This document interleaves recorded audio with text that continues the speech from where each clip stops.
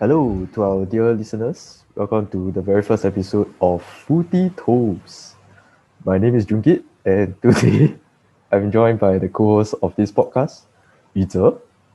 Yep. Hi everyone. I'm Outtro. Just a quick background about ourselves. Junki and I have actually been friends for over 10 years now. And today we just woke up and decided to do a podcast. And we're excited to start this journey. Yeah.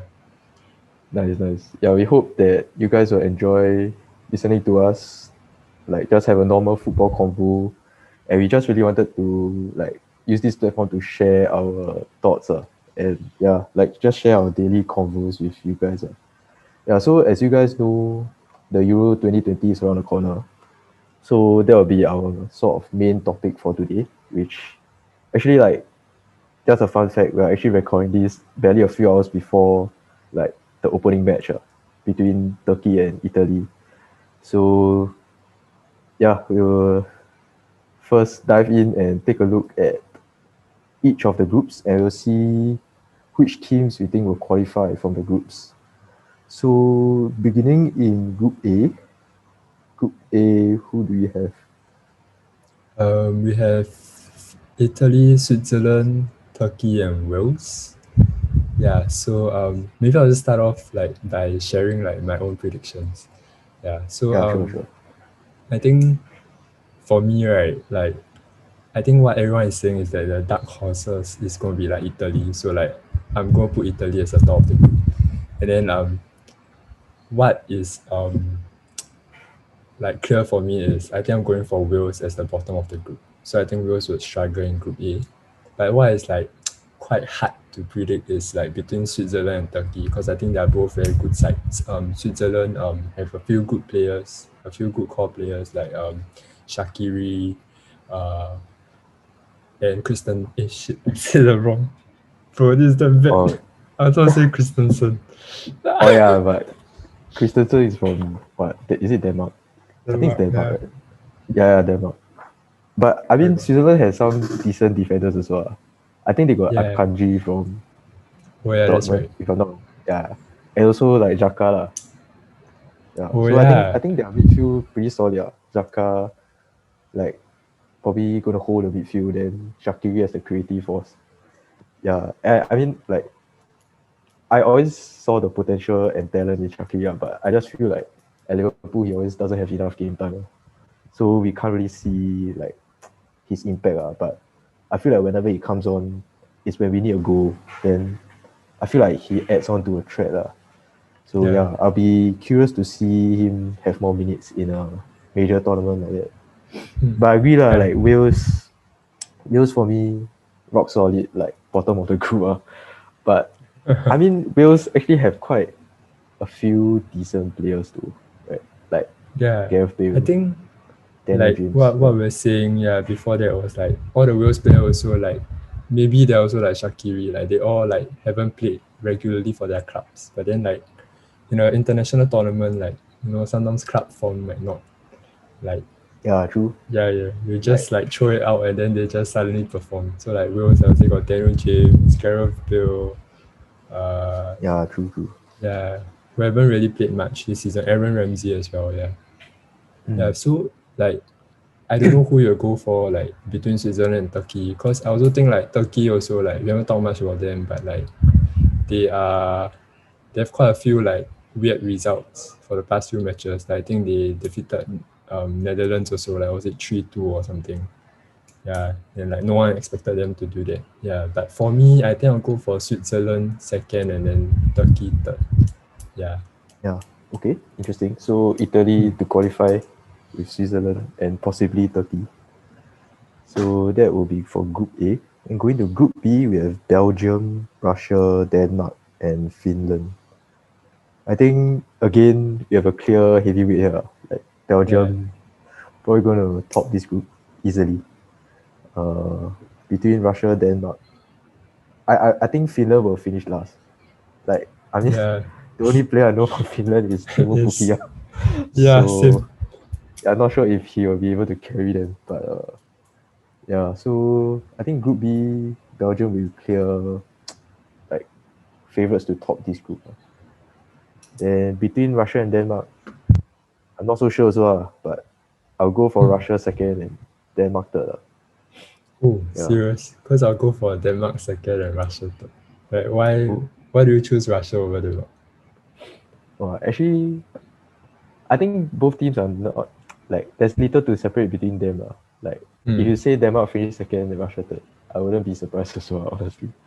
But I think like from like in my own opinion, Russia has I don't know like more like national spirit, or how do you call it, like a team spirit.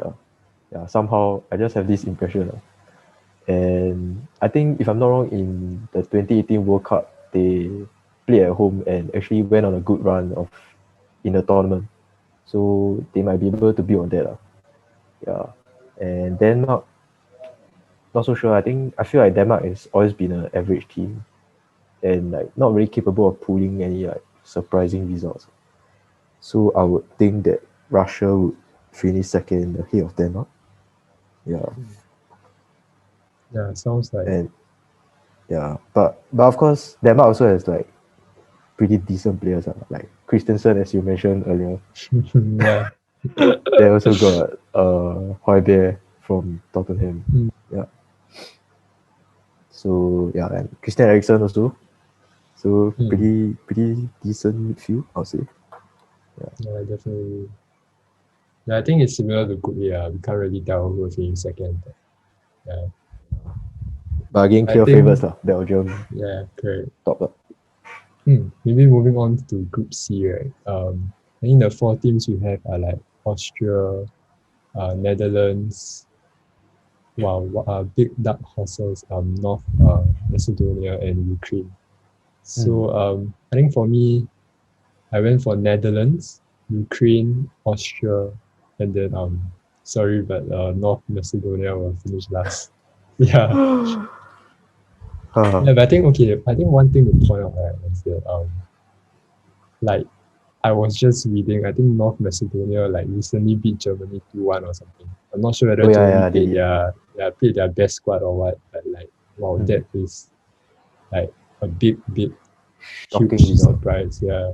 I think like we probably will get like 1 or 2 such results during Euros as well. If not, it wouldn't be called the Euros. So you don't know, man. Maybe North Macedonia will top the group. And Netherlands will go home. No way lah, no way. I don't think so, man. But do you agree with that? Yeah. Yeah, I think Netherlands will top this group easily for me. Like, even though unfortunately they are missing our main man, like Virgil van Dijk. Oh yeah, that's right, man. Like, wow, I feel so sorry for the guys. Like, he was about to captain Netherlands to the Euros.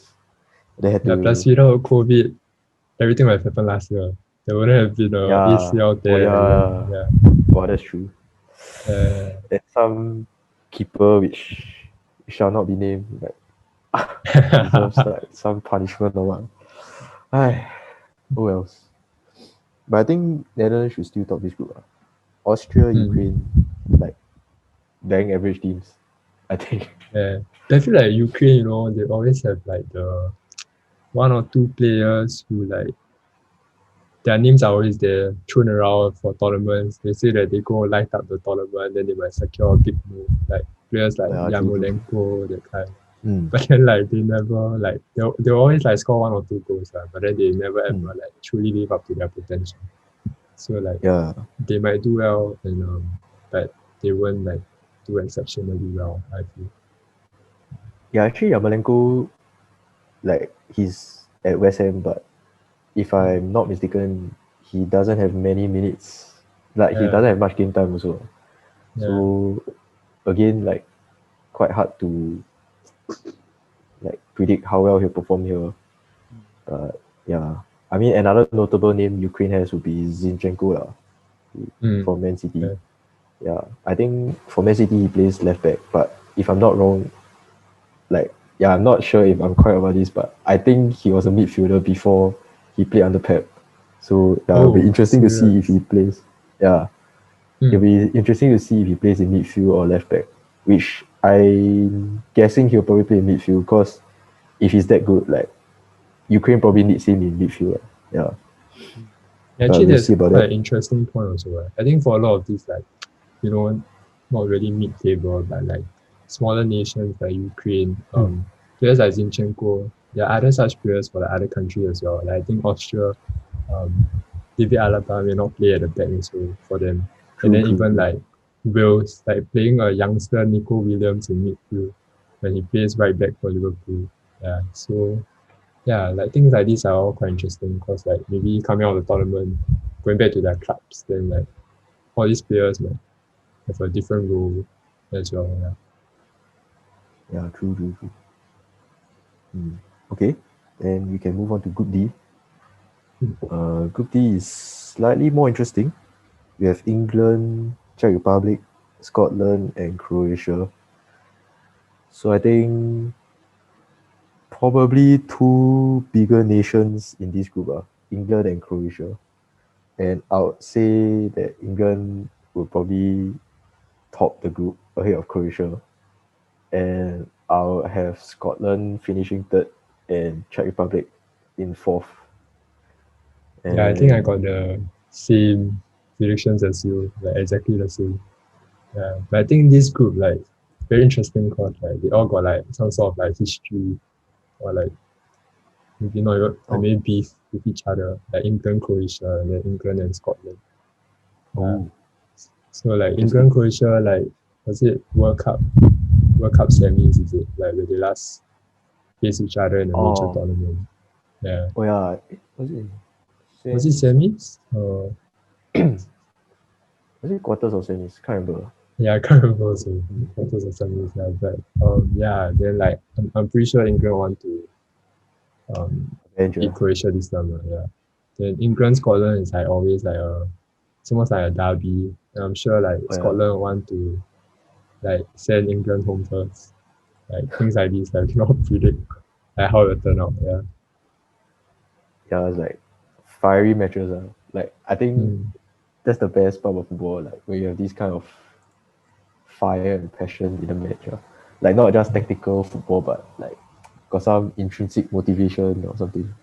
Like some patriotism, like Singapore versus Malaysia, that kind of hype. Yeah. Wow, it's damn Who shook. knows, maybe you get to see like Andy Robertson fighting Henderson. Wow, shit, no way, man. Wow, I don't know how to feel about that. So I'll be damn sad. Oh. Oh, I don't but know. like that time, I think in the pre-Euro tournament, no, not pre-Euro tournament, pre-Euro friendly, Hmm. like Netherlands played Scotland, right? Then Genie and Robbo were the captains. Then they were meeting at the like to toss a coin or something. Yeah. Then like I don't know, but Robbo looked damn serious. Yeah. Then Genie like just trying to smile, make friends. Oh, Wow. serious? Yeah, yeah. But I think all was good lah. Like Genie got post Yeah. on social media like something Like, my brother or something, my Scottish brother like or good to something. play against you or something. Right? Yeah, something like that. But yeah, Yeah, interesting. I mean I can imagine that though, because Ginny like he like every time also smiling. Right? Oh Then yeah, Robertson is like the Scotland angry. like vibes. So I want to Yeah, sir. like fight somebody. Right? Yeah. Yeah. And Scotland also got like some interesting thing is that Mm. like two of the best players arguably are both left backs. Oh yeah. So yeah, like Kieran Trippier and Robertson. So interesting to see how they will like fit both of them into the system. I think like maybe Robbo will probably play left wing back or like left wing. Yeah, Then Tierney will play like left center back, is it? yeah. I think so. We'll see. I will see. Yeah. But actually, Croatia, like even though they were World Cup finalists, right? I feel like Yeah. this time in the Euros doesn't seem quite strong, right? Right, and they're like I think cause they're like aging squad. I think all their key players Oh are all yeah. like super old. Like the key players are really like definitely Modric, and then like players like Perisic. Hmm. Yeah, they're like Actually, really. actually, their midfield is quite solid. It's like if I know, it's like Modric, Kovacic, and Brozovic. Then it's like Oh I yeah. think that three midfielders can dominate any other three any day. But it's Hmm. just that the defense, I don't know. I don't know whether it's solid enough. Yeah, not The sure if only Hoffman is still even playing. yeah, same. I feel like the only like center back now I know they have is like this. Is it this like youngster or something? I do not know What is his it? name, but it's like two I don't Ka know. Kajata Ka or something. Like Liverpool was I like don't know. looking at signing him. I think. Oh, Yeah. I only know last time they got the ponytail guy, the Vida or something. Oh, I don't know yeah. he's still around or I feel like he's older than Modric. I guess. Yeah. probably retired already. Yeah. But yeah, I Yeah, think then interesting to I yeah, mean like even Czech Republic, I would say like the first thing that comes to mind is like Thomas Tuchel after like a brilliant season with West Ham. yeah, and Kufa also right. Mm. Like yeah, Yeah. making their They might names big. combine to like they might combine for a corner and knock England out of the tournament. Damn, sick calls right there, bro. Shit, that'd be absolute scenes if it happens. Yeah, bro. Oh, Then Declan Rice will cry. oh yeah, oh. Yeah. Okay, so Group Okay. D we are on the same page. Yeah. England, Croatia, Scotland, Czech Hmm. Republic. Group E So we got Spain, Slovakia, Sweden, Poland. Thoughts? I think for me like Group E is like very similar to Group A, B, and C. Like there's like a standout team in Spain, and then like Mm. two of the teams are like equally matched in my opinion, like Poland and Sweden. Then Slovakia is like, to be honest, right, I would struggle to name a player from the squad immediately. Yeah, I have Same. no idea. Yeah, but yeah, I think Poland and Sweden is like another second and third place better. Yeah, I think what Sweden and Poland normally have is like a superstar striker in like Lewandowski and Ibrahimovic, right? But like this time, Sweden couldn't rely on the services of Ibra, I think, because he's injured, so he didn't get included in the squad. So maybe for me, Poland has like a slight edge in that sense. So like I would think like it would be Spain to finish first, then followed by Poland, Sweden, and then Slovakia. Yeah. Yeah, actually quite unfortunate for Sweden also because I think Mm. Zlatan actually retired from international duty, but like Oh this year yeah. in March he came out of retirement. Excuse me. Yeah, then after that he had to suffer some knee injury like just a few games before the season ended. So yeah, I think Sweden will be missing quite a charismatic leader, I would say. Yeah. Like he definitely brings like a sense of arrogance to this squad. Yeah. So yeah, I think Sweden will miss that. But I mean, they can't be relying on him for forever, right? Like that guy Yeah. is I already mean he's almost so 40 years old. So, old. Yeah. yeah, man. And actually, at that time when he retired, right, I was thinking like, sorry, at that time when he came out of retirement, I feel like it was wrong, because how to say, like they already almost qualified for these Euros. Then he didn't really play a part in like helping Sweden qualify. Right. Like he And then just now did that what he Sweden make wanted to it, do, right? yeah, then you suddenly Yeah. come back like who say you're welcome to come back also. Well, this not really But the then again, superstar mentality. yeah, I mean, Yeah. then again, you can't deny that he's really a superstar. So Hmm. yeah, maybe Sweden will miss him. So yeah, yeah. I mean, they still got Oh, other yeah. decent players in the squad. Like I think Lindelof at the back, like pretty decent. Even though he's a Man U player, like we'll give him that. Yeah, and I think Yeah. in midfield they got Forsberg, Emil Forsberg from Leipzig. Oh, So yeah. that's pretty decent also. And even in the like striker department, like there's this young striker called Ishak or something, is it? Yeah, Who plays for Athletic, I think. And like he hasn't really missed like he I think he played quite a lot of minutes in the entire season. Like played in every game or something like that. Yeah. wait, are you So confusing that with the Inaki Williams? oh wait, I think you are right.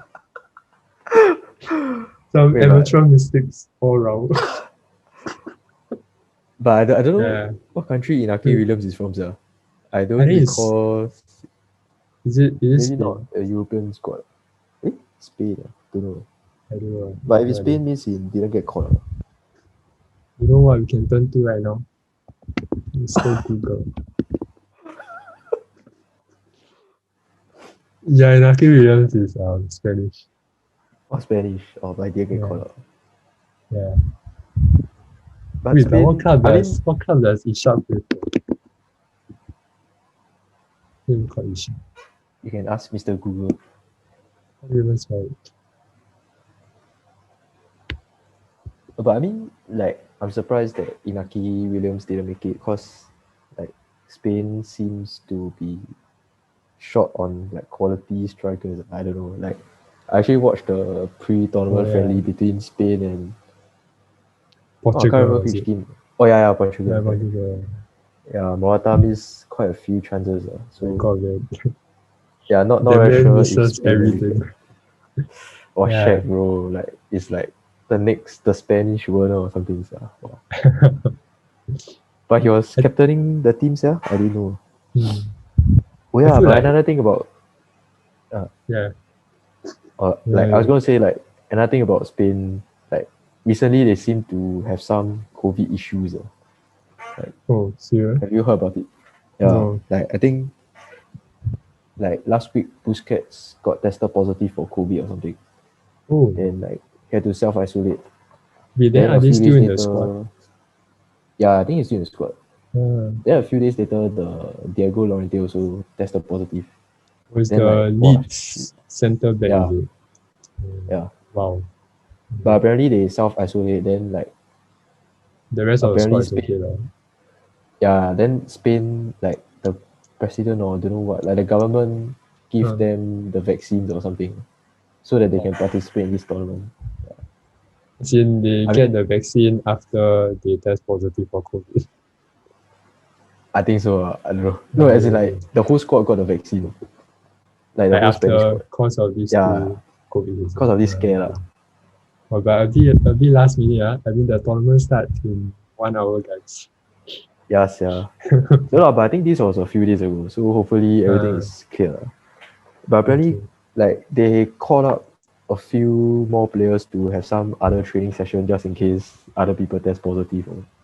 So, wow, this COVID thing really Yeah. got us good, man. I think What the like heck? COVID, if I'm not wrong, it like sort of claimed its first victim like in the Netherlands squad. I think Silerson was supposed to be the starting keeper. And then he tested positive, right? And then the manager made a big call to just leave him out of the squad entirely. Yeah. So I think I'm not sure whether like it's gonna be like team crew starting for Netherlands right now. Oh yeah, also not sure, sir. Yeah, So I think moving on to like the most like exciting group of the the group six of death, groups. bro. Yeah, the group of death, bro. Every major who drew tournament, this there'll be a group, group. man? Oh This is shit. insane. I feel like this is the group of deaths of group of deaths. Like have you ever seen a group like that in a major tournament like in our lifetime? I don't think so, yeah. Yeah, wow, it's actually intense. I mean, this Yeah. group, like out of four of them, three of them were actually semi-finalists at the previous Euro. So that is crazy, yeah. Like France, Oh, Portugal, Germany. Wow, wow. insane. Can they And all make it to the obviously, semis again?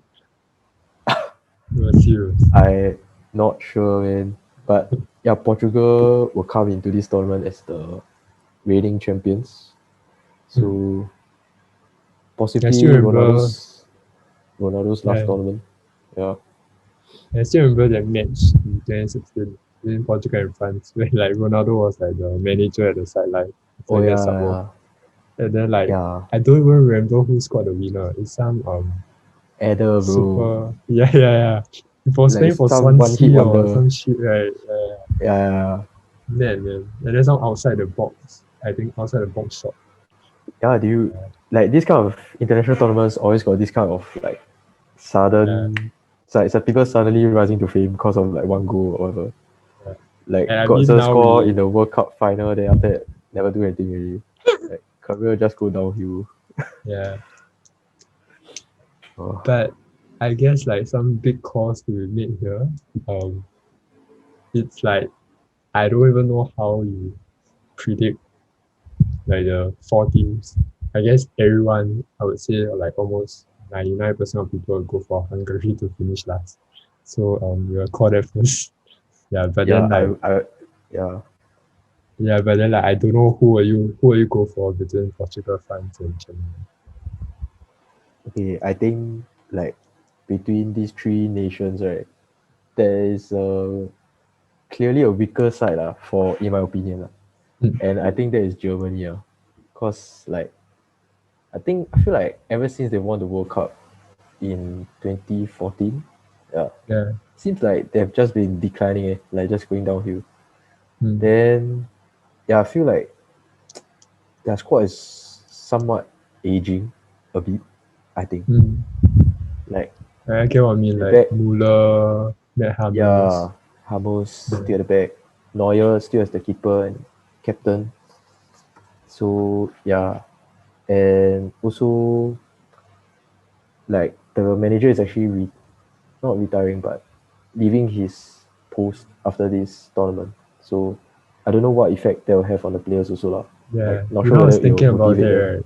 Yeah. Yeah, I was thinking like whether they will do it for him like one last tournament. But then like he hasn't shown in like the recent like games as well. Like they have like I mentioned earlier they lost 2-1 to North Macedonia and then they lost like 6-0 to Spain.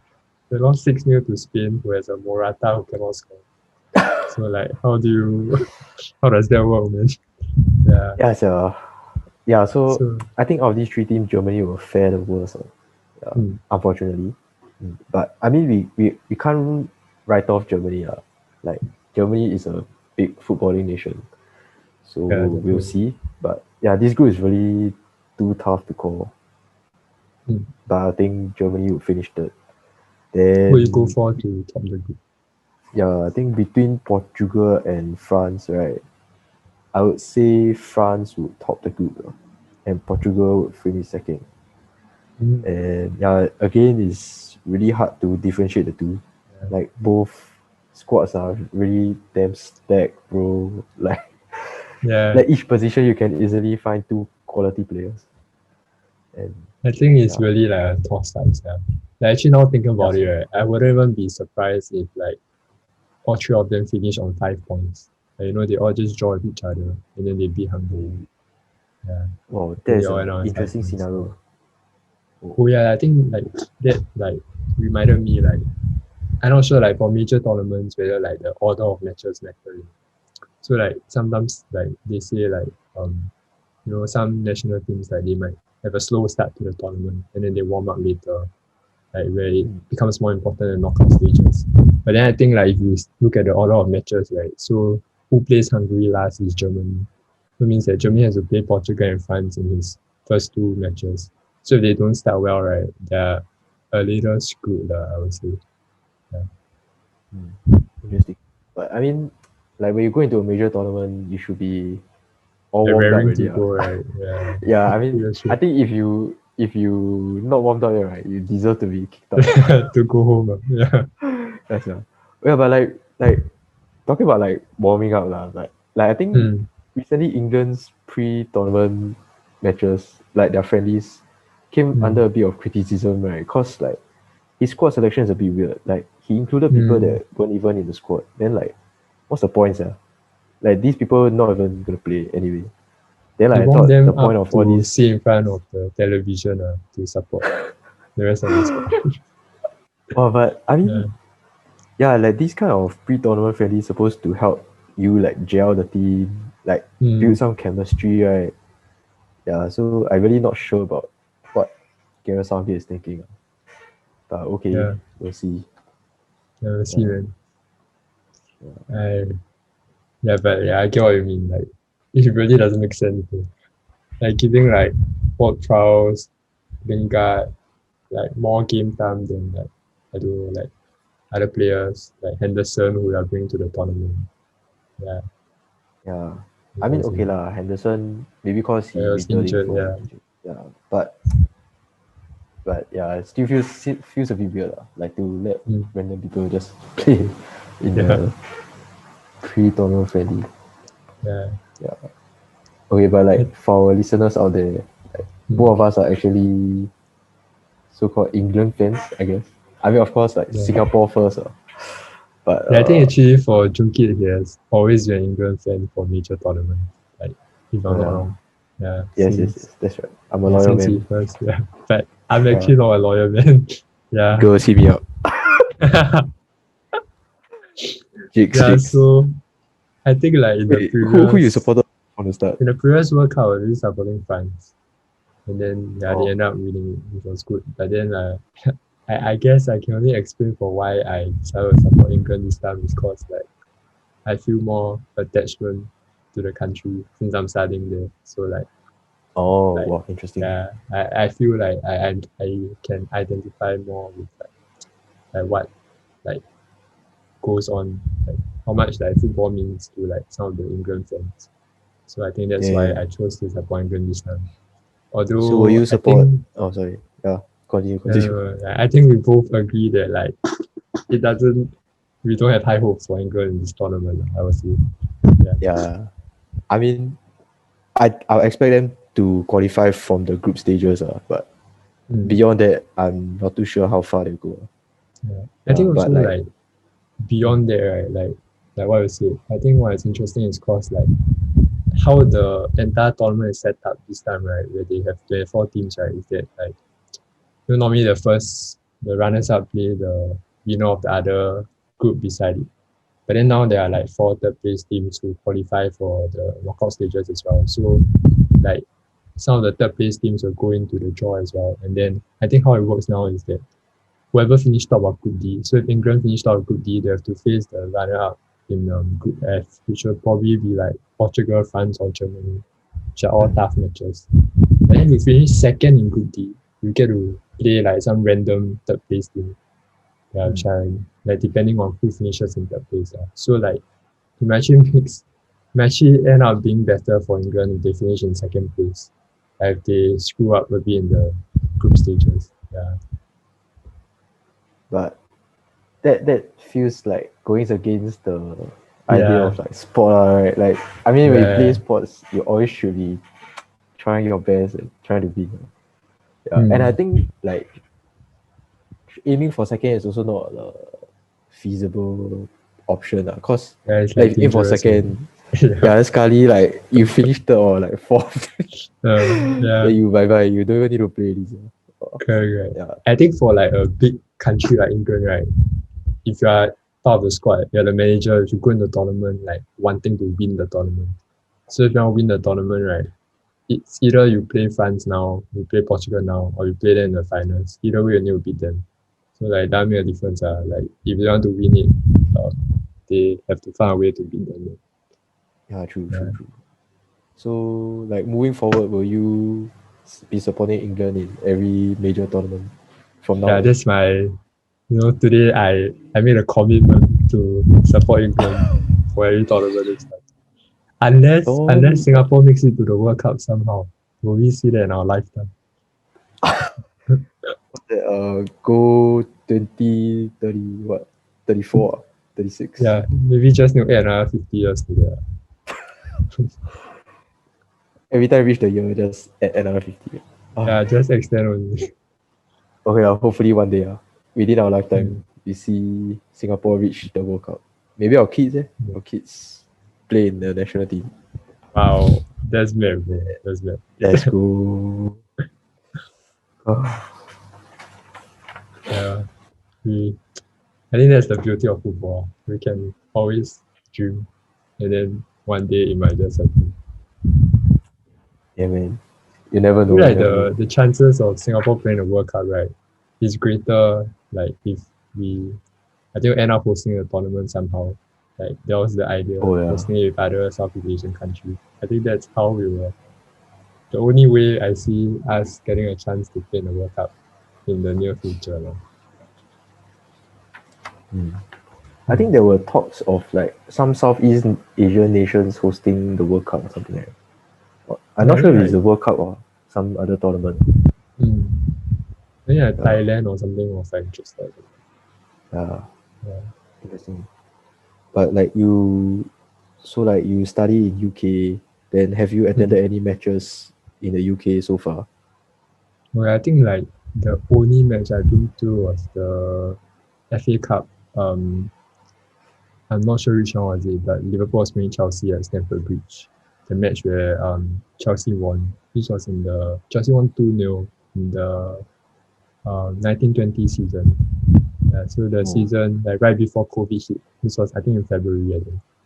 Yeah. So fun fact, I actually had to buy a resale ticket. It was something like £70, and then I had no choice but to see with the Chelsea fans because it's easier to get home tickets than away tickets. So like it was damn sad because like every time like Liverpool's gonna score, you need to keep quiet. Then like every time Chelsea's gonna score, you go like act excited. But then in the end Chelsea scored 2 goals. Yeah, and then Shit. we were knocked out of the FA Cup. But I think that was a like very good experience on hindsight because I think that was one of the last few matches that were being played in like full stadiums before like COVID just like came and destroyed all our lives. COVID. Maybe you can have a separate episode on COVID. Yeah, like how And it's football, impacted right? like football and everything. I feel like the biggest impact COVID had on me is probably my weekend football. But I think that's another episode for another day. Yeah, definitely. But I think also like you mentioned like when I watched any match in UK, I think like what like we haven't really had a chance to was to like watch Liverpool at Anfield together. I think that's one of our dreams. Yeah, and then like bro. at this tournament, right, like I don't think there are as many Liverpool players like playing in the Euros this time. I think there are a lot more at in 2016. Yeah, but maybe you can just highlight some of them playing and then who we might expect to go the furthest in the tournament and join like the Liverpool squad back for pre-season training with Gators. Yeah, I think it's interesting they mention like this time around it feels like there are fewer Liverpool players. And I think it's probably because some English players like didn't make the team this time around due to like various reasons. Like for example, Trent so unlucky. Yeah. with Oh his my injury. god. Bro. I mean like in the first place, his spot shouldn't even be questioned. Like I don't know Yeah. why people are questioning his spot. I really don't understand. And like when it was Then, announced, we were all so happy for him. Yeah. And then what yeah, like the hell? we treated it as like I don't know, it's like some like some kickoff or what, like we just staying out to wait for the squad announcement. What the heck? Yeah. Wow. They end up injured That's like, before tournament start. Wow. yeah. Wasted. But hopefully he got more tournaments ahead of him. He's like so Yeah. young. Okay. Yeah, then But I think like in addition to Trent you mentioned, right, like another young English player who is like damn sad to be missing out is like Joe Gomez. correct. I think they're about the same age, but then it's still like one less tournament that they can be a part of. Yeah. Got a few set for these players but I think hopefully even they'll like bounce back stronger. yeah, right. Hopefully at the next World Cup. I mean it's just next year lah. So hopefully they can be fit. Then they can join. Yeah. Yeah, man. But I think even like I think what like we can see among the Liverpool players, right, is that even though some of them are not injured, right, they used to be like part of their national team squads, but then they are no longer. Like, for example, Origi, the wonder kid who came through, I don't know which World Cup in Belgium. And then now he's like nowhere near the Belgian squad. I mean that guy's life peaked maybe 1 or 2 seasons ago now. Like after he scored in the Champions League final, like that's it. Really his life peaked at that point. Yes, like that season he really like some clutch monster. Like he won us so many points. Then and another player to miss out for England, Oxer. But I mean I don't think you expect him to make the squad also. Like I think also always haven't had the chance to play a lot of matches. I feel like it's going to stay another season. Like I feel like players like Ox and Keita, it's always like they have like a season like with lots of injuries. Then they suddenly come back at the end of the season. Then they are like very positive. Then they'll like work harder next year and then like touch the cycle continue. Maybe injured again. But hopefully, they can. I think Ox has like always like scored a lot of like big goals for Liverpool. Yeah. So, And he did score in our last match also, like quite a oh good yeah, individual goal, I'll say. Yeah. yeah, Reminding us of his quality, yeah. yeah, correct. But yeah. Oh Like, wells. okay, Don't maybe think he like would have expected to make the squad anyway. So yeah. yeah, I think like maybe other than the players who miss out, like we can just like name some of the players who are going to play for their national teams I in think the Euros. biggest one maybe Hendo, like England captain. No, he's not England captain. Oops. Liverpool Yeah, captain. Yeah. Is he Hmm. vice captain? I think it's England vice yeah. captain, I probably. think he was the captain when like Kane and Rashford was on the pitch. Oh, okay. Yeah, definitely. Yeah. Then in the same group also have Robertson for Scotland. So that'll be interesting to see. I'm sure they have a positive relationship with one another. But yeah, when it comes to international matches, You curious to never know, see how man. it go. Yeah, man. Yeah. Sekali like one of them injure the other. Wow. Sky That's it. Henderson becomes Prime Curtis Jones and then start fighting. What the heck? Yeah. And then Then also, I think like some fringe players, yeah, like Harry Wilson and Nico Williams playing for Wales. Yeah, maybe they yeah. will change Klopp's mind, or maybe they will get a transfer somewhere else off the tournament if they play well. Yeah. And for Spain we also have Thiago lah, of course. Yeah. Midfield And end to maestro. the season. Yeah, so Ben say he didn't want the season to end though. But he really turned it up, man, for us. Yeah. But I mean, he missed a huge part of the season because of injury also lah. Again against Everton, so Yeah, some cunt team. scum club. Yeah. We shall I don't know talk more about Everton another day or I don't Yeah. know. Let's topic for another Yeah. day again. Yeah. Oh, but Thiago like doing his usual international break, like what's that called? Volleys, volley passes. Oh yeah, with Rodri, right? Oh shit, Yeah, that was so good. it's just G's for Yeah. us. Wow. Sick. I think we also have Kabak, Ozan Kabak for Turkey, but not sure if he will start for Turkey, and also not sure Yeah. if he's still considered a Liverpool player. Yeah. I feel like Klopp really told him to like move back already. Like I feel like he really said his goodbye, sold his house, and then really moved back his stuff. Yeah, maybe Which is, but maybe he's yeah. still just don't want to accept it. I don't know. Yeah. Like, but Liverpool got post some good luck message to him for tonight's match, Turkey versus Italy. Oh, So serious? I didn't see. Okay, yeah, anyway, right now it's like right at 2 a.m. So I'm sure the starting 11 is out. And then like we can find out whether Kaba is starting actually. yeah. 宇哲 our stat man will check the facts for us. So pick it up. My guess is that he's not. Yeah, and you're absolutely right. So like you said, Soyun Chu and the UV defender, I don't know how to pronounce his name, Demiral. Is it Demiral? Yeah, Demiral. Yeah, they are both starting. And Kaba is on the bench. Yeah. But actually I think Liverpool, okay, like if they didn't sign Konate, I think we definitely have stepped up Kabak. Like in my opinion, he's underrated even for some of our Liverpool fans. Like I think a lot of people were quick to judge him based off the mistake he made in his. I'm not sure if Clash with it's Alisson, debut. right? Yeah. I don't think it was his debut. Oh, it's not his debut. But Was yeah, it the clash with Alisson? Yeah. Yeah. But I think he has really a high ceiling of potential lah. Like I he's only think like 20. yeah, what many people forget, yeah, like I mentioned 20. He's freaking younger than both of us sitting here. Bro. Yeah, man, insane.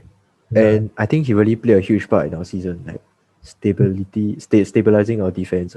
Yeah. I mean, although towards the end he also got injured, unfortunately, and like Reece Williams and Nat Phillips were our centre back pairing, but I think Ozan Kabak really impressed me, and I wish him well in the future.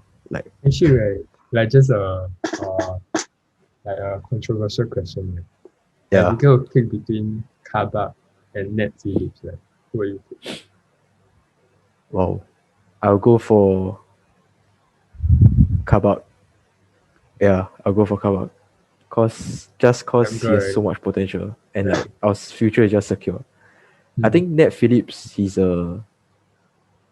like he does the job well, but he's nothing spectacular. Yeah, true. Yeah, but for Kabak, I believe he could develop into a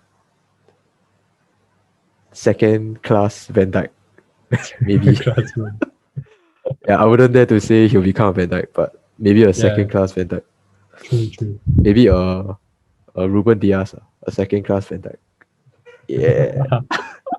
That's what Let's go. quality banter right there. Yeah. Okay. I think one more. I don't not a Liverpool player anymore, but Gini Wijnaldum's also at the tournament now. Like Oh yeah.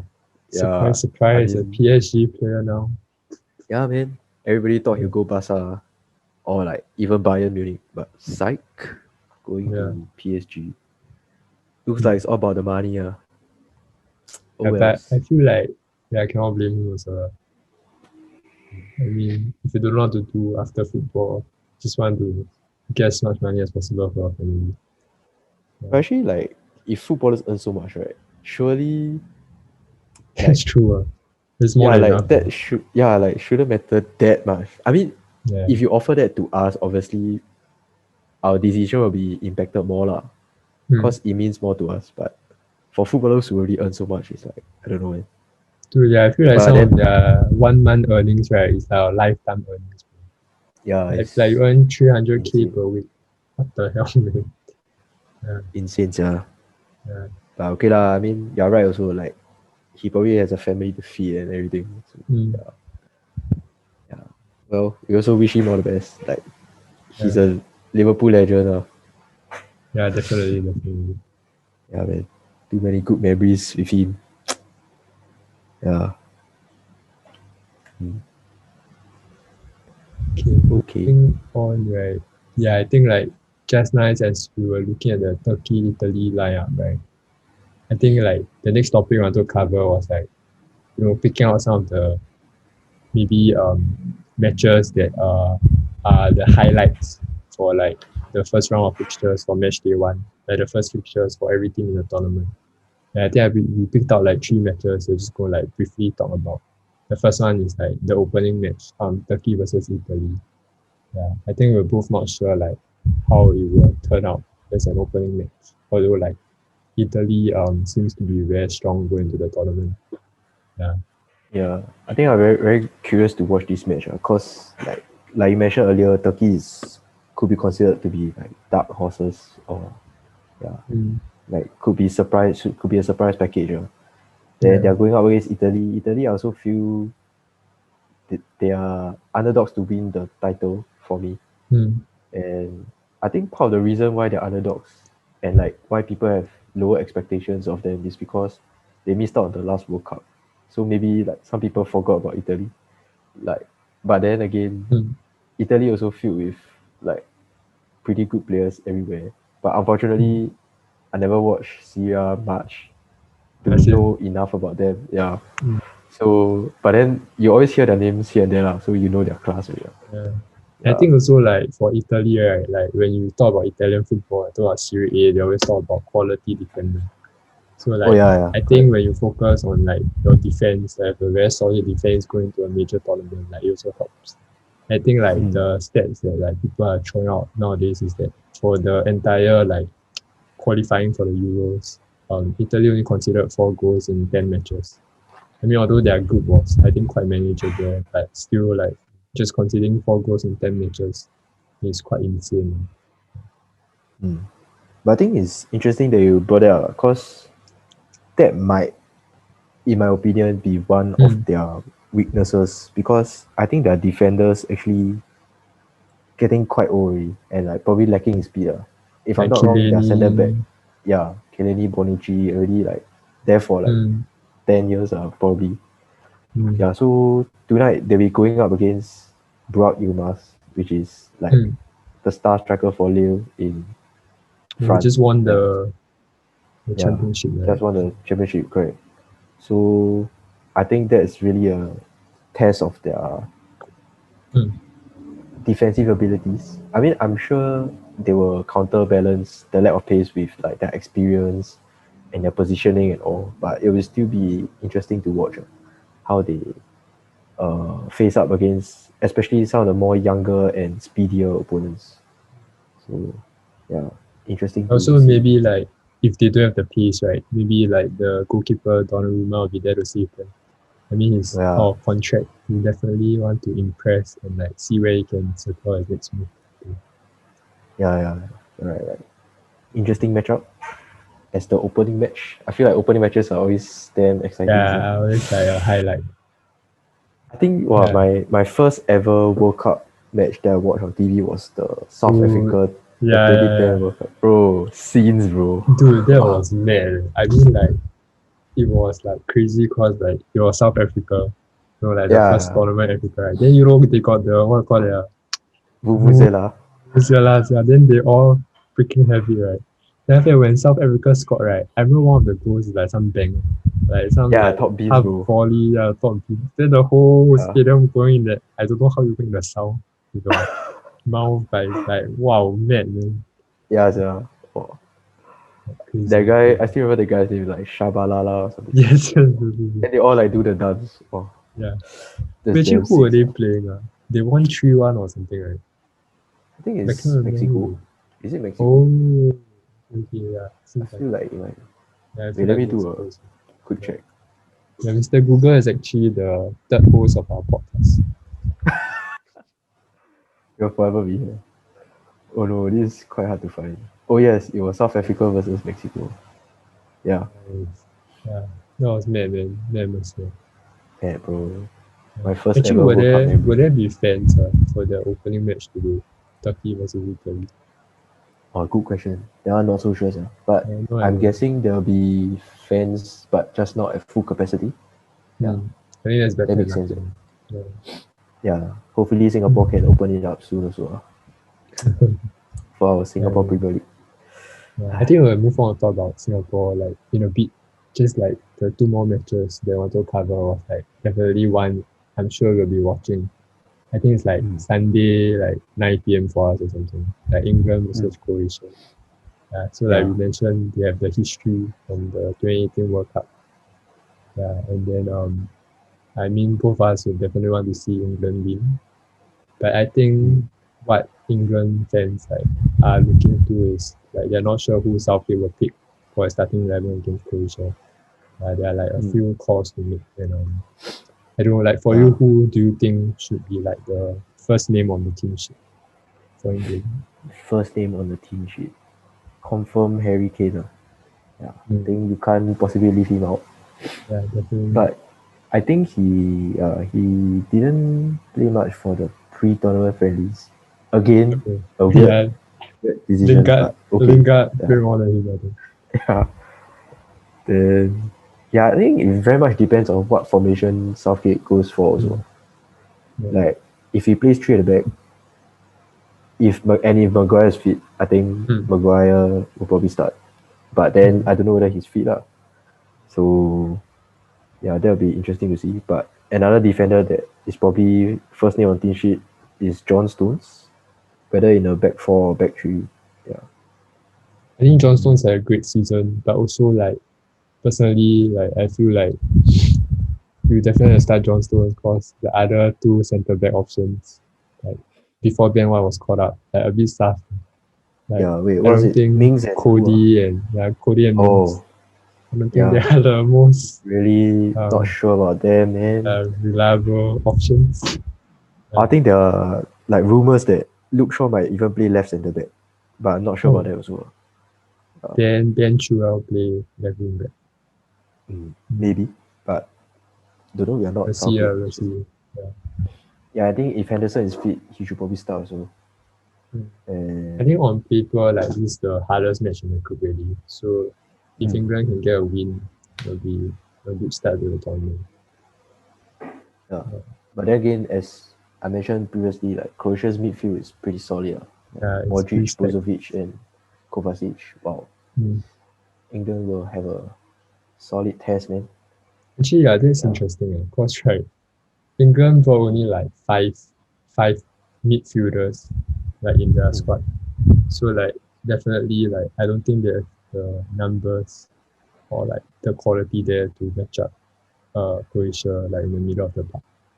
Yeah, Especially I if like think players like Henderson still injured and can't yeah, play the full 90 minutes. like the Croatia's midfield probably are more technical and how to say like press resistant. Mm, So yeah, England's midfielders really have the work cut out for them, and yeah. it'll be interesting to Like see which formation Gareth Southgate goes for. yeah, then maybe moving on to the last match, right? It's at the end, I think, for Group F, France versus Germany. I'm sure that a lot of people will be watching there as well. Wow, huge match, man.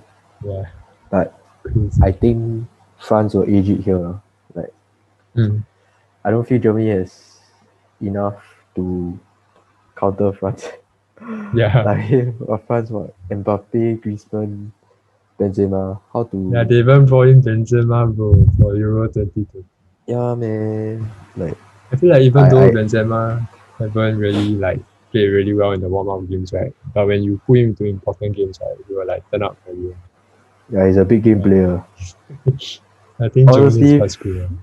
yeah, France has too many big game players. Yeah. I mean, Giroud is also a big game player. Like, you need a Yeah. goal, right? You just sub him on, he'll score one for you. Yeah.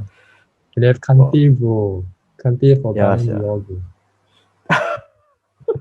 Bro, that's overhyped, man. Like, Yeah, but but yeah, yeah, I think I that's the other match that everyone will be looking at. mm, I can't see anything other than a France win here. I think if Germany gets anything away from this match, it'll be a very good result for them. Yeah. Mm. So 45 minutes to kick off. Yeah. Eh? And Yeah, actually, 45 right minutes. now, like I think Another match is Singapore just kicking off. started. Yeah, Singapore just started their match against Saudi Arabia. Is it still new? Please tell me it's Yeah, still new. I'm just checking. It's 15 minutes in, and it's actually still 0-0. I'm pretty Wow, sure like 15 minutes in fantastic. for the last two matches, it was like we already 1-0 down or something. Yeah, man. Yeah. Oh, but okay. I mean, after this recording, I'm definitely going to watch the Singapore match. Show So Singapore our support, man. yeah, man. Like for the listeners out there, we are both wearing our Singapore jerseys. Yeah. We're I true blue think Singaporean maybe fans. just like to share, I think a bit like to anyone out there who's listening, like we also like wanted to cover like football that is close to us like in Singapore, even though clearly like Singapore and Euros are not at the same level. But I think like we always want to see Singapore do well and like our like fellow Singaporeans who play for Singapore to like make us proud. So like I think Singapore Saudi Arabia is like the last match of this round for the World Cup qualifiers. I think they also Mm. like double up as like the same qualifiers for the Asian Cup. So like if for listeners out there who like don't know like how Singapore is doing the international level, right? Singapore has never qualified for a World Cup before. I'm not sure if they have played an Asian Cup, but it's probably ages ago. Yeah, basically in our lifetime, Singapore only plays in Southeast Asia. And recently they can't even win in Southeast Asia because Yeah. countries like Thailand and Vietnam are like much stronger. Yeah. So I think I don't know, like there's not much it's I wouldn't say there's a lot at stake in the final match with Saudi Our Arabia national today. pride, bro.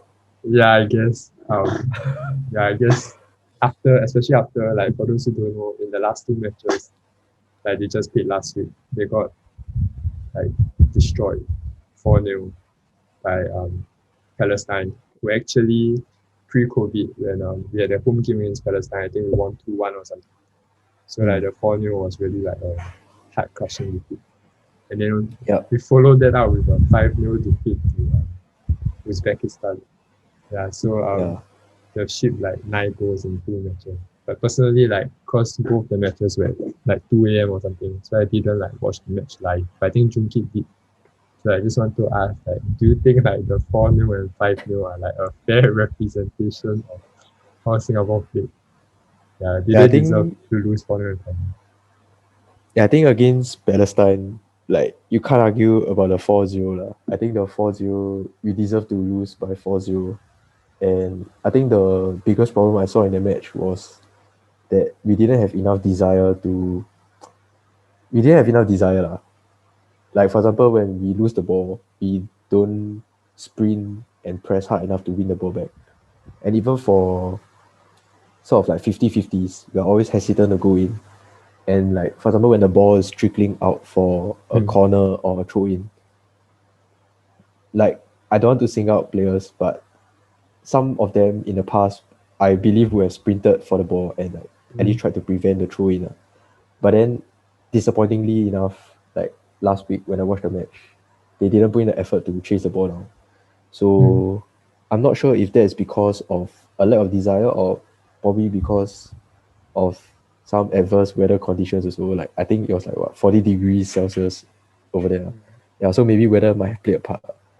But I didn't like what I saw against Palestine because we really just didn't have the heart to play, and the players didn't look like they didn't look proud to be representing our nation. I would say that. But against Uzbekistan, I think even though we lost by a larger goal margin, we actually showed more passion and more desire and more pride, like playing for Singapore. And I think we wouldn't have been expecting any other result other than a loss against Uzbekistan. I mean, they are like physically stronger. Yeah, and their players got like much more experience and everything, and just outpowering us in like almost every area of the pitch. But I think one big positive that I took away was that the players that started the game were really like you could see that they wanted to fight for the team and they are proud to play for the jersey. So yeah, that's what I like about that. And hopefully we'll be seeing the same tonight against Saudi Arabia. Yeah. I mean, even if you lose, as long as you give your best, right? I believe the fans back in Singapore will be very appreciative of your efforts. And as Singapore fans, I think that's all we want and that's all we ask from our players representing us, that they give their best and everything. Yeah, like if your best is not enough, then so be it lah. But at least try your best, Yeah. I think what was like so like painful for like this round of matches, like why people felt like so like angry or like so sad was cause like pre-COVID, like in 2019 when we played the first round, so like the other side, so like the home games against like Palestine, for example, I think like the coach Tassima just came in, like he just took over national team, and he really wanted to play like attacking football. He wanted to tell players to be confident on the ball, play out, and then like play with some like the passion that we want to see.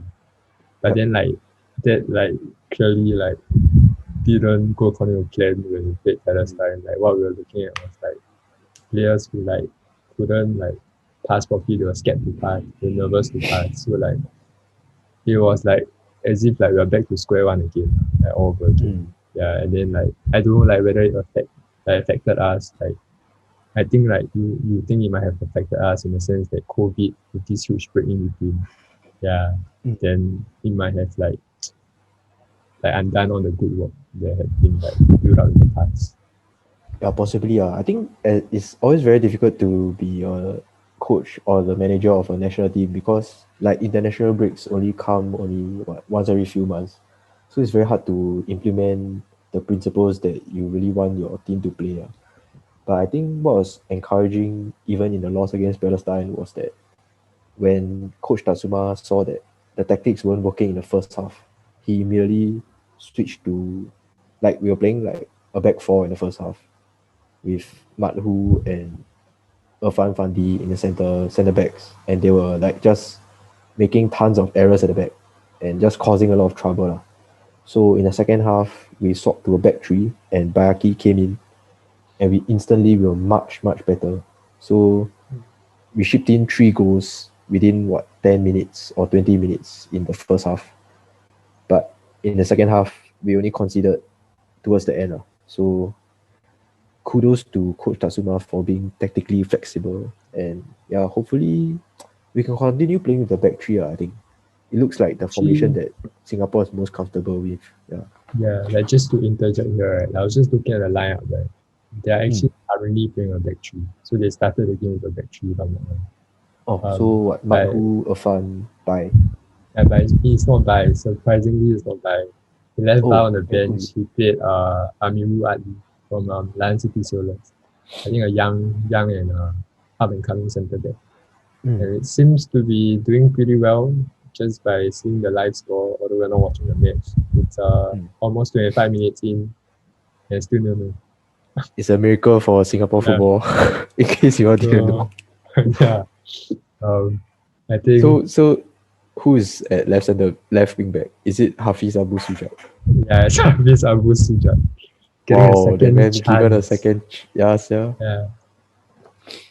Oh, interesting. Oh wait, then is Nasrul starting? Yeah, Nazrul Azari also given a second chance at right back. Jeez, no comments, bro. But I feel like I'm looking at the bench, right? Like there are like not many options to like take over them that left back and right back. Wait, then actually, like, might as well just name the last 5 players. Like, Oh yeah, Shadan. so I think we're playing like a 5-3-2. I wouldn't say a 3-5-2 because we probably spend the whole match defending. The three in midfield is Shadan Sulaiman. And I actually want to say, right, for like listeners out there, like if you don't know who Shadan Sulaiman is, right, but you know who James Ward-Prowse is, right? Shadan Sulaiman is like the James Ward-Prowse of Singapore.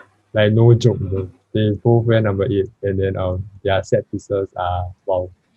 Like you just go and see like a free kick that Shadan Sulaiman scored on SPL recently. Yeah, but other than Shadan, we have Zufani Arafin as well as Hami He impressed Shaheen. me against Uzbekistan. Yeah. Zufami is it? Yeah, Zufami. Yeah. We have the three of them in center mid. Then I think up top, I think a big core which I would agree with is he left Yuhan on the bench. And then he is playing Faris Ramli and Yasir Hanafi. Yeah. Seems like a pretty decent lineup. Wait, sorry, what's the last midfielder you mentioned? Shadan, Zufami, and Hami Shaheen. I'm actually not sure who he plays for. okay. I think he's a young midfielder as well. Wait, is it I'm number not 13? very sure. Can you see the numbers? It's number 16 on this app. I'm not sure exactly. Number 13 is Saifullah. Oh yeah. So I don't think it's I think it's a good. Okay, interesting. Well, but again, like SPL Player of the Year, Gabriel Kwok left out from our starting 11. Yeah. What's going on, man? Did he only played against Palestine, right? Then he was sub on for Uzbekistan. Did he play well against Palestine? He didn't even sub on, if I remember correctly.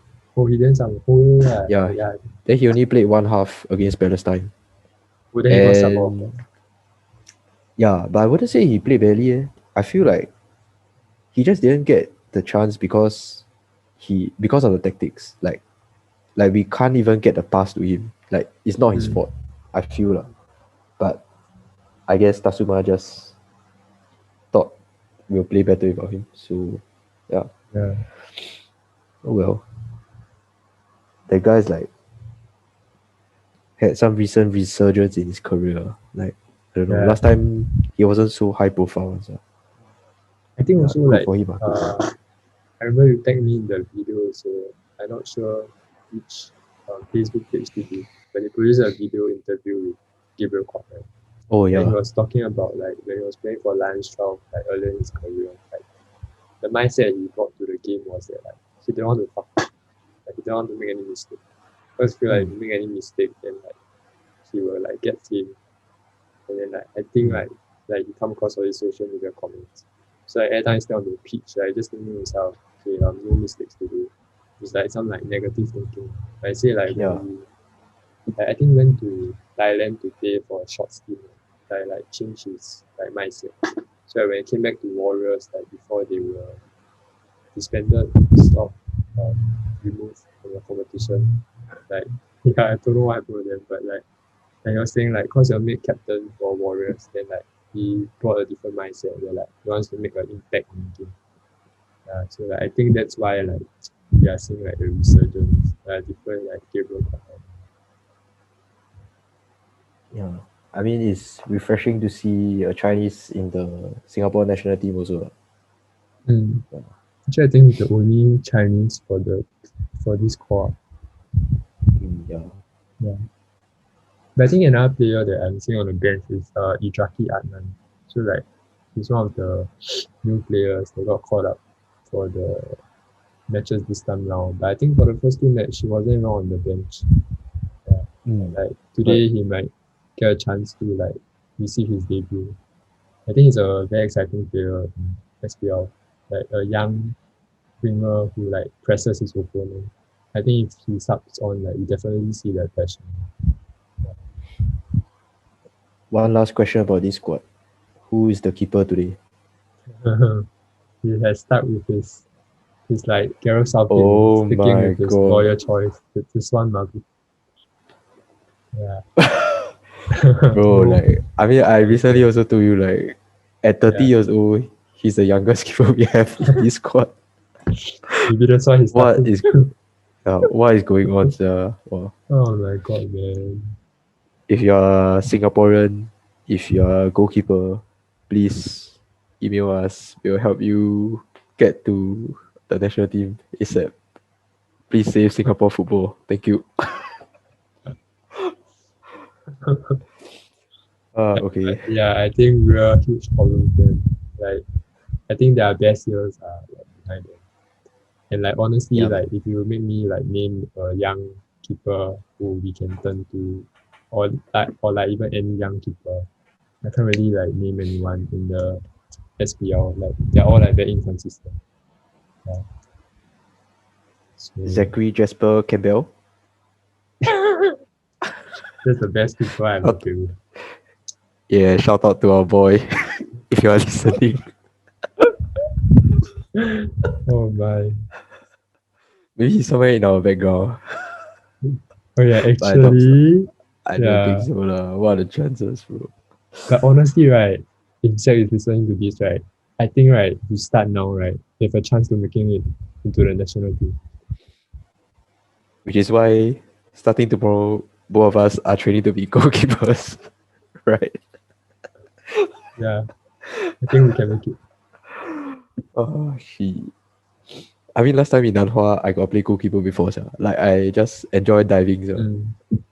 Yeah, but last time it's the plastic ball, so not so dangerous. It's the same, right? I Oh. think this one would probably fluff his lines even if it was a plastic ball.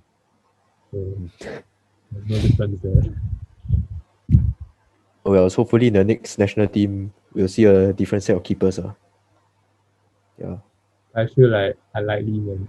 I mean, like even like for players like Bai Haki, like you We'll still see them not again. seeing him. It's quite, yeah. Yeah, I think Ah. it's just like entire landscape lah. I think even like players like you're still seeing players like Daniel Bennett playing for Tampines Rovers, even though he's like 40 or 42 or something. And that's crazy.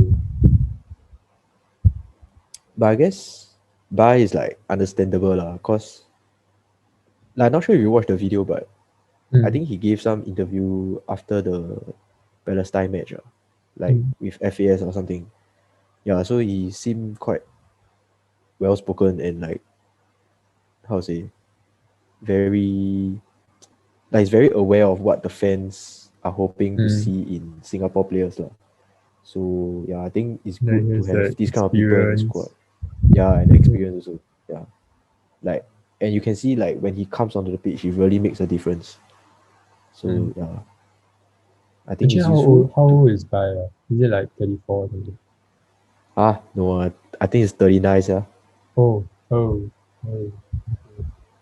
Actually, let me check now.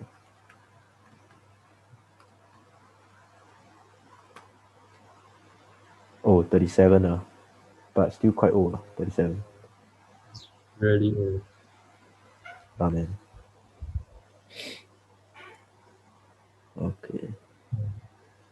I mean, like, I think in like future episodes, right, we'll always be like talking about Singapore, and hopefully you can cover a bit more about SPL also. Yeah, which like I think this season we've been like paying like more attention to compared to like the past whole season. Yeah, I think after Yep. like the squad returns home from tonight's match, a lot of them are going back to their clubs or like Tampines Rovers, LCS, Hougang, are all going to play in the continental competition, like the AFC Champions League, also the AFC Cup. Yeah, so even though we won't be seeing SPL action for a while, I think like those are like huge matches like to be watching out for. Because like for Tampines Rovers case, like they're going to play like the second place in like the J League and the Korean League. I don't know how they'll match up lah. That'll be exciting to see our players play against the best in Korea and Japan. Yeah, but quite a ways. If I'm not wrong, they were supposed to host some matches in Singapore, right? But because of COVID, like shifted elsewhere. Yeah, If not, I think we'll have went yeah, to show our support. yeah, definitely. Wow, that's it. I don't know where Where's they're playing the now, so. I think like Cambodia or something. Cambodia? Oh. Yeah, I really don't know actually. Oh, by the way, right? Oh, this actually okay. So as things stand, right, like even though it doesn't affect Singapore, like somehow Singapore draw with Saudi Arabia, and because Uzbekistan is 1-0 up against Yemen, Uzbekistan is actually going to top the group ahead of Saudi Arabia. Damn. But they still have one more match to play. I'm not sure if against who. As in Yeah, Saudi Arabia. yeah, Uzbekistan and Saudi Arabia. Like everyone still have one more match to play other than us after tonight. Oh. Yeah. So yeah, that wow. I mean like I think we all expect like Saudi Arabia to be like the guys to top the group. Yeah, I remember in the last World Cup, I actually wrote some article on Saudi Arabia being the South Asia's Spain or something. Like, because they were playing some like What, Tiki Taka? tiki-taka, bro. Yeah. Oh, Wow, but not sure if they are still doing the same now. We'll find out soon. I mean whatever they are doing, Singapore has an answer for it so far. 35 minutes, man. And still no Wow, no. impressive. Impressive. Man. I like how this is going. Yeah. Maybe it's the classic, like, if we don't watch, then our team will do well. Yeah. So should we just continue the podcast for 2 more hours? Watch the Italy match in what, 25 minutes? Yeah. Scully, Singapore wins, yeah. Wait, Yes, actually, if we man. win, then what will happen? Will we have a chance to enter any qualifying rounds or Yeah, what so for the Asian Cup? everything is a bit complicated, right? But I think like if I remember correctly, like the team who tops the group, so like currently Uzbekistan, like they will get to go into the next round. No, they'll get they'll get automatic Asian Cup spot, and then I think they'll go into the next round of World Cup qualifying. Yeah, and then for the second place teams, like if they are like so like there are 8 groups, right? So like if they are like the fourth the 4 best second place teams, they will get to also get an automatic Asian Cup there. But then if they are like the other 4, then they have to go into the next round qualifying for Asian Cup. Yeah, so like I think every position there's like something to play for. Like even if you finish last, you will still be in qualifying for Asian Cup. You have to like play a lot more matches. You have to play in the playoff round, and you have to face like other nations before you move on to the next round. So I guess it's always better to finish high up the table. Yeah, hopefully Singapore can pull some upsets today. That'll be insane. Yeah. I mean, if we win, it's really insane. I think cause actually, even if we win, we won't be able to finish second yet. Yeah, we won't be able to finish second. It's third place. But third is still, I would say, not bad. Third. And I think like going to the games, like the team like sort of like set a target for themselves in the press conference. And they said like 4 points out of the 3 games will be a good result. If somehow they can win today and get 3 points after the previous two like shambolic results, I think like both of us will take it, man. Yeah, bro. I'll take it anytime. A win against a World Cup nation, I'll take it any day, bro. Yeah, bro. Yeah, so if you finish third, right, we'll go on to the Asian Cup qualifying third round. And then Sounds good, sounds good. hopefully, I mean like I don't think we ever seen them play an Asian Cup. Yeah, man.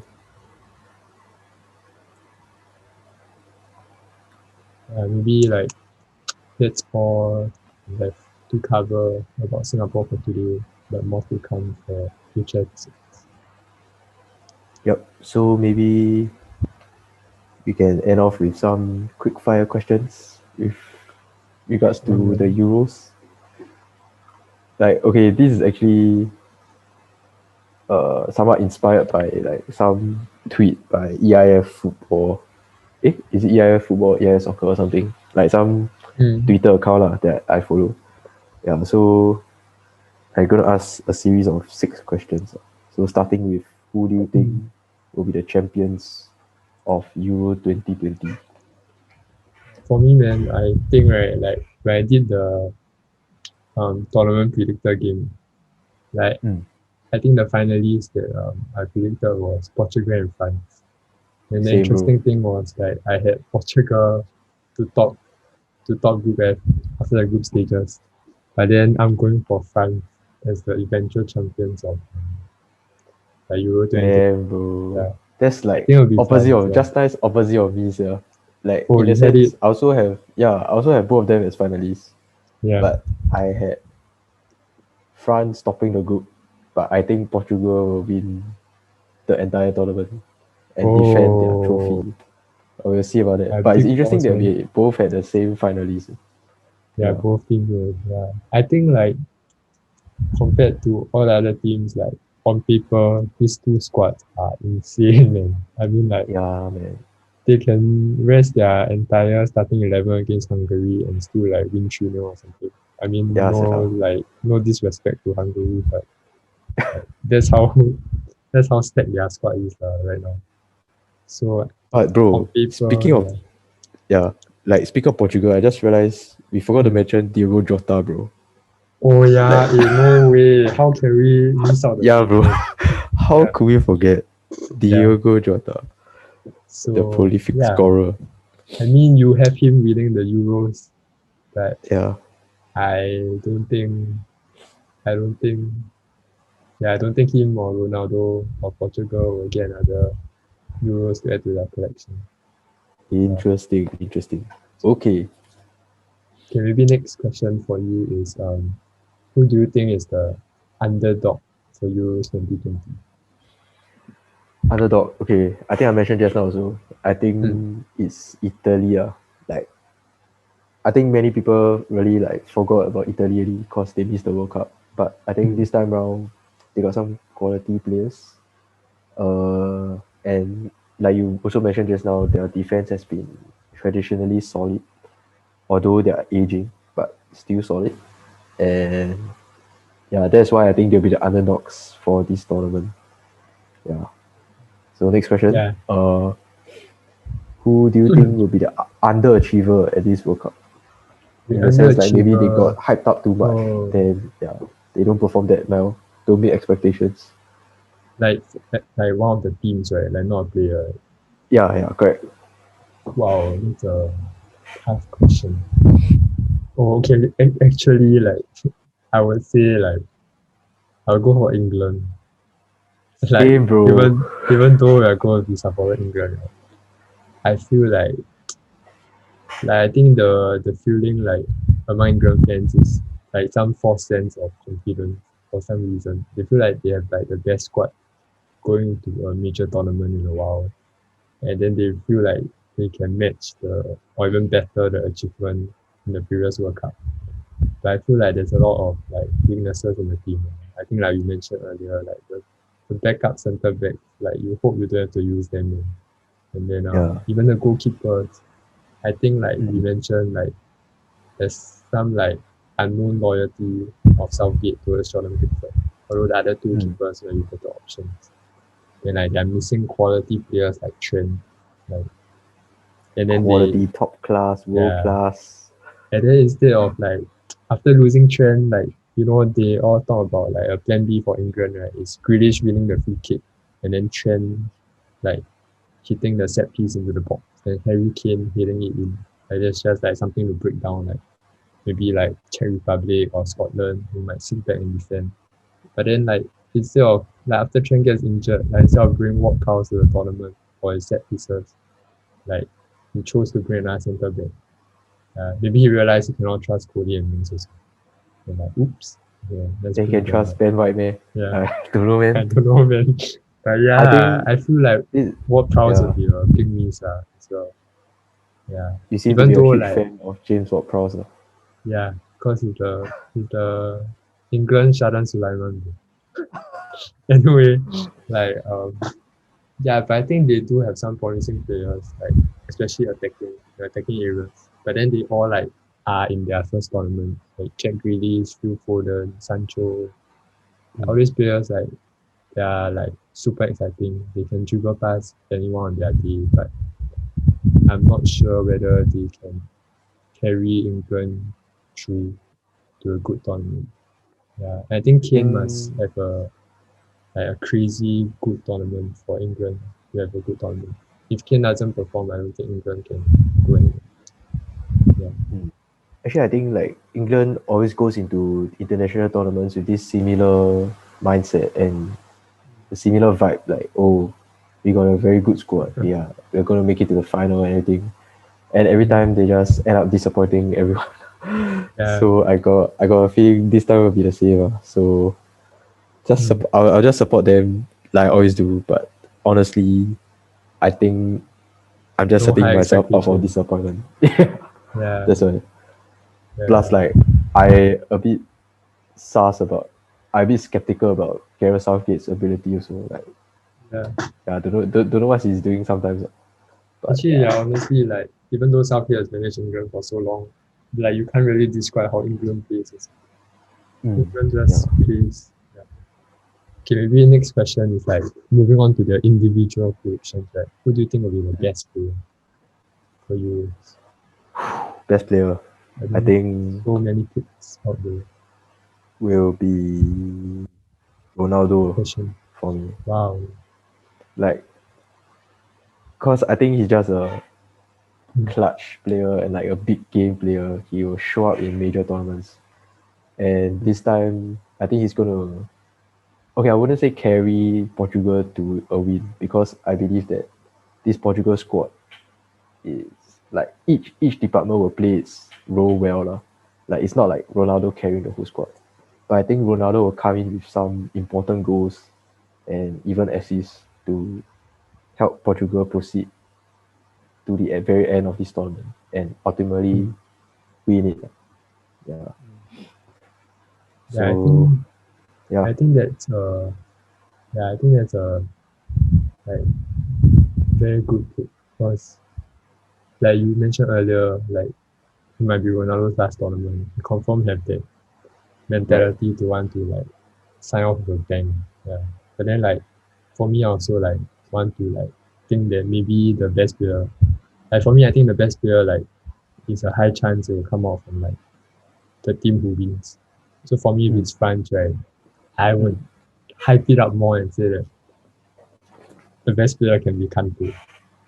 Yeah. We're on his form, bro. We're on his form. We watch it in the Champions League final. This might be the tournament he finally gets the recognition. So if he wins the Euros, should he win Ballon d'Or? If he performs as the best player, I think he should be in the conversation. Not Messi, not Lewandowski. But actually, Lewandowski is. Oh, but actually, that's interesting. I mean, like, I don't know, like, I feel like no one has been talking about Lewandowski because he plays for Poland. But I just came off that crazy record-breaking season. Yeah, he didn't even win Bundesliga Player of the Year. Like, what kind of bullshit is that? Who's Bundesliga Player of the Year actually? I think Haaland won. Ah, wait. That's why, bro. Okay. It's damn weird. Haaland I don't isn't. understand. Wait, Haaland isn't right. Haaland isn't even at the Euro. No, he's Yeah. Norway. No, they didn't make it. Yeah. Yeah, Bro, he's just going to see in front of his television. but I'll take him anyway, at Liverpool any day, lah. So yeah. Yeah, man. Haaland, if you are listening to this, come to Liverpool Yeah, if you happen to be bored while sitting at home and came across our podcast, remember to sign for Liverpool. and subscribe and like our video. If you want to come on as a guest, we'll be happy to have you as well. And remember to share the video with your Dortmund teammates and your soon-to-be Liverpool teammates. Okay, but Haaland won't be here. He won't be banging the goals. But who do Yeah. you think will be the Golden Boot winner of this tournament? Wow. Wow, that's tough, man. I feel like Some pretty good strikers in this tournament. like off my head, right? Like players who haven't been talked about, like because they are like we haven't been talking about these teams making the finals, like Lukaku and Kane. I feel like I think especially for Lukaku, like in the group stages, right? Like it's quite a manageable group. They'll play like some defenses who might not be as solid. So there's a good chance they like banging the goals in the group stages. But I think for like Kane in the World Cup also, like he didn't go all the way, but he also won the Golden Boot. So I think this might be the tournament for Lukaku to win the Golden Boot. But yeah, there are so many players out there. But yeah, I will just pick Lukaku. This, my dear listeners, is evidence of the FOOTY TOES chemistry once again, because I also picked Lukaku to be the Golden Boot winner. Yeah, this was totally not scripted. So Yeah. insane. Yeah. like If like you want the what I said, evidence, yeah. I think you made your predictions like yesterday or something, right? Like on Twitter. oh yes, that's right. And I tweeted it. Yeah, so insane. Yeah, I think he already banged in some goals against the weaker teams.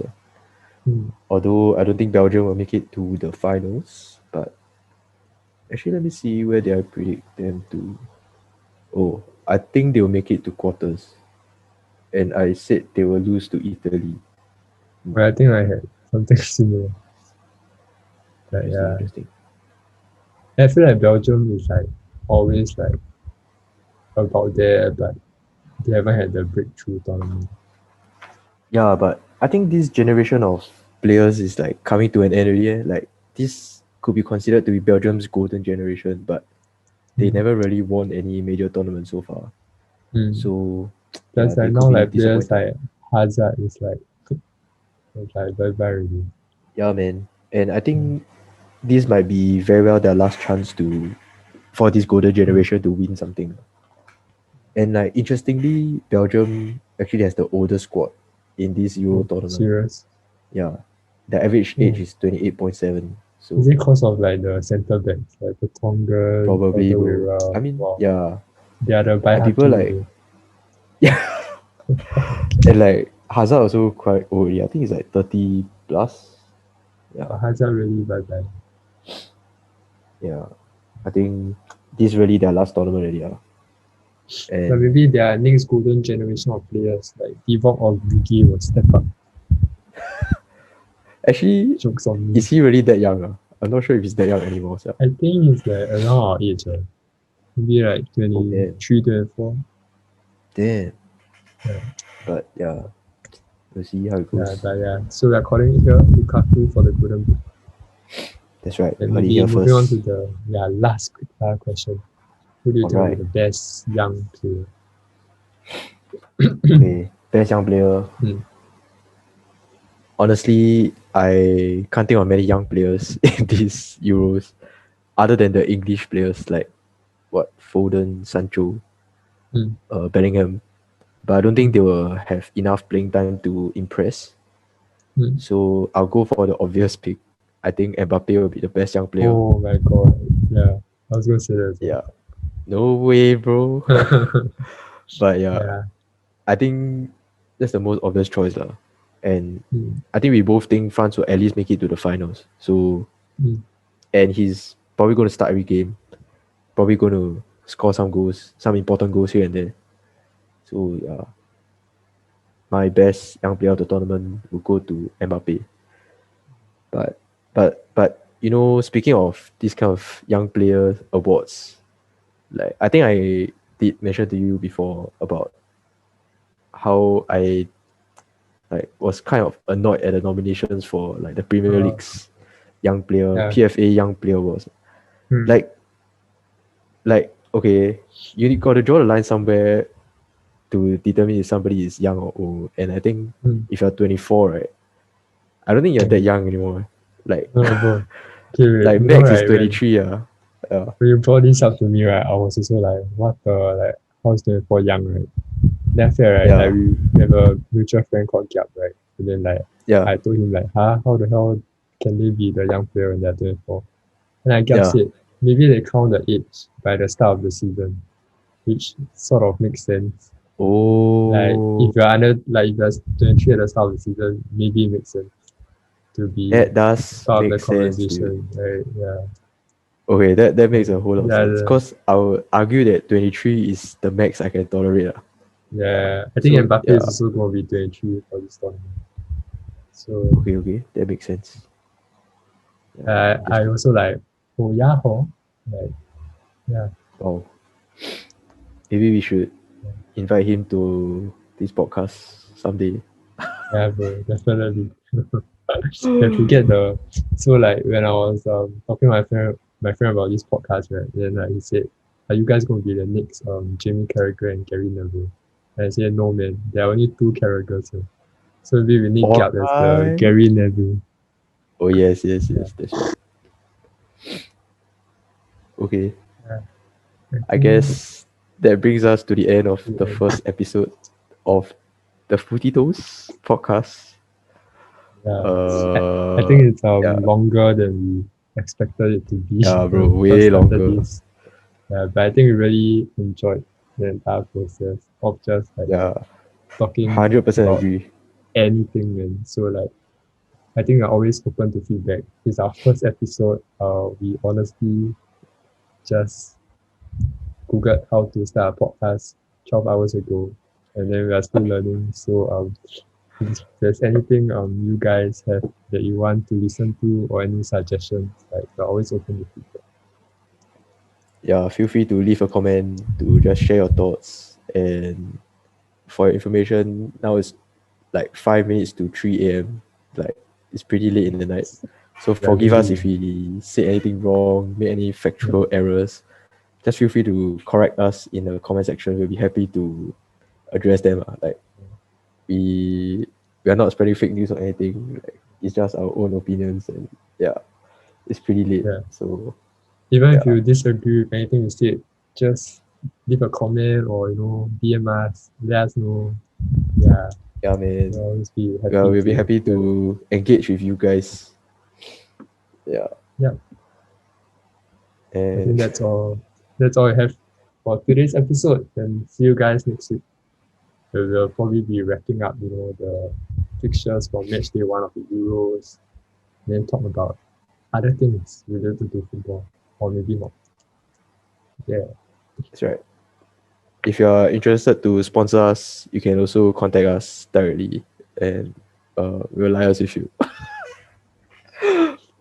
Yeah. All right. So that's it. That's all, guys.